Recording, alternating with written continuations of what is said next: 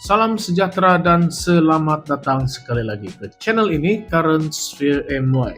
Hari ini kita akan kupas satu isu yang cukup panas dan sering menjadi perdebatan, yaitu hak Sabah terhadap sumber minyak dan gasnya.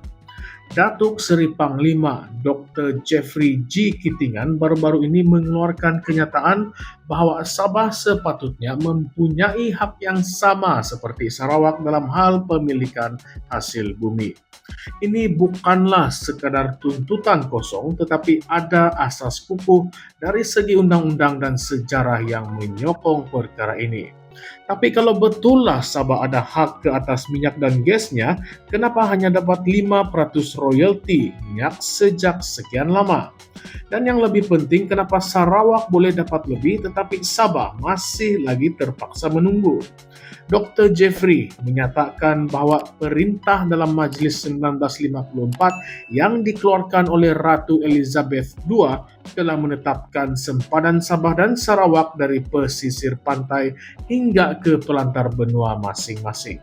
Maksudnya, sejak sebelum Malaysia wujud, Sabah dan Sarawak sudah diiktiraf mempunyai hak ke atas tanah dan sumber di perairan mereka sendiri.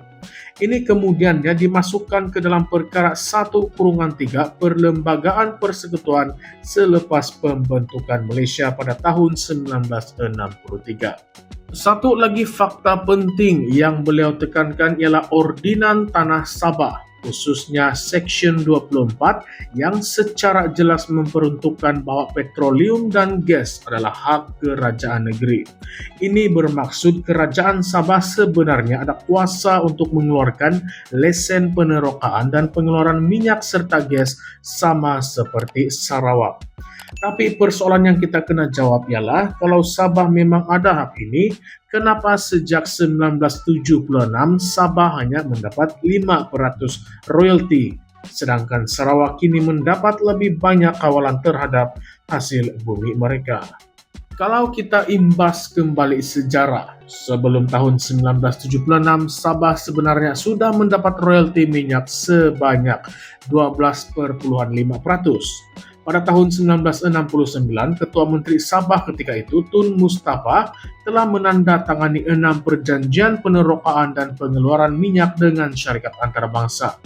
Namun pada 14 Jun 1976, hanya beberapa hari selepas tragedi Double Six yang merenggut nyawa Ketua Menteri Sabah pada ketika itu, Tun Fuad Stevens, perjanjian baru telah ditandatangani dengan Petronas. Hasilnya, royalti Sabah dikurangkan kepada hanya 5%. Apa yang lebih mengejutkan, dalam Hansard Dun Sabah pada Desember 1976, dinyatakan bahwa Sabah hanya menerima 20 juta ringgit daripada perjanjian itu, manakala Petronas dan Kerajaan Persekutuan memperoleh sekitar 380 juta ringgit, yaitu 95% daripada hasil petroleum Sabah. Ini adalah satu angka yang sangat besar.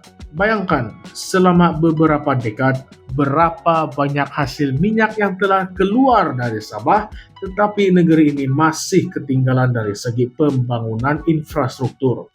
Jika dibandingkan dengan Sarawak, negeri jiran itu sudah berjaya mendapatkan lebih banyak kawalan ke atas sumber minyaknya melalui tuntutan di Mahkamah dan perjanjian baru dengan Petronas. Pada tahun 2018, Kerajaan Sarawak berjaya memperkenalkan Ordinan Perlombongan Minyak Sarawak 1958 sebagai asas tuntutan mereka, dan hasilnya mereka berjaya merundingkan perjanjian yang lebih baik dengan Kerajaan Persekutuan. Tetapi Sabah masih lagi menunggu. Jadi adakah ini berpunca daripada kelemahan kepimpinan Sabah sendiri, atau ada campur tangan daripada pihak lain yang menghalang Sabah daripada menuntut haknya? Persoalan yang lebih menarik ialah kenapa perjanjian 1976 itu dibuat begitu cepat selepas tragedi Double Six.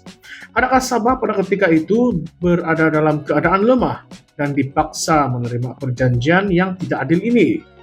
Kita tidak boleh menafikan bahwa insiden pesawat terhempas yang mengorbankan Tun Fuad Stevens dan beberapa pemimpin negeri yang lain adalah satu tragedi yang besar.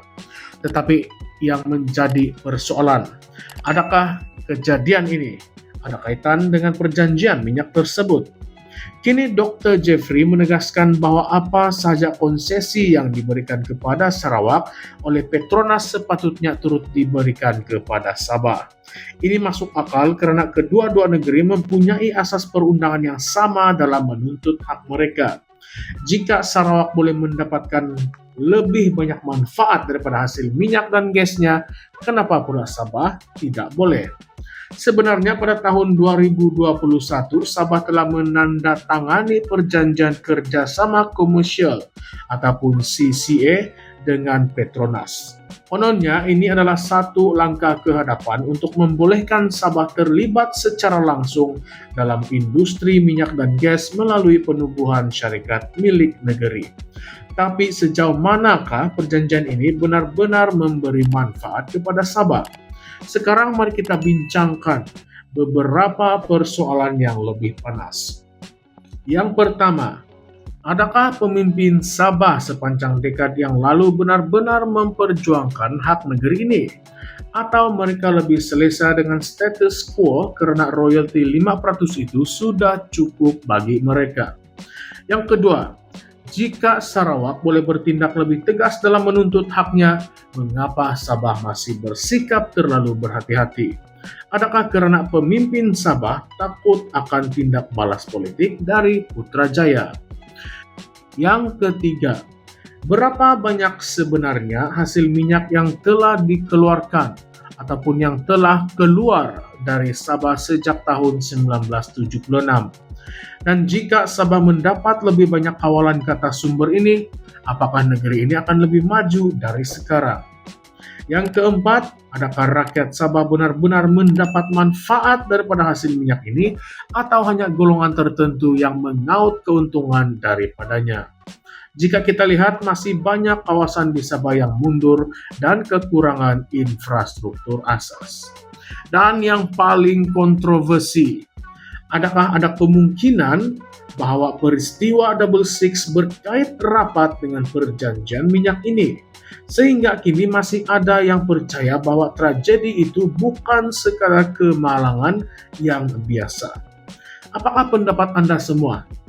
Adakah Sabah sudah tiba masanya untuk menuntut haknya dengan lebih tegas seperti yang dilakukan oleh Sarawak, atau adakah kita perlu menerima realiti bahwa Sabah akan terus ketinggalan jika pemimpin negeri tidak berani untuk bertindak? Jangan lupa tinggalkan komen Anda di bawah, dan jika Anda suka perbincangan seperti ini, tekan butang like dan subscribe untuk lebih banyak konten menarik dari Current Sphere MY. Kita akan kupas lebih banyak isu yang jarang dibincangkan secara terbuka. Sampai jumpa lagi di video yang seterusnya. Terima kasih semua.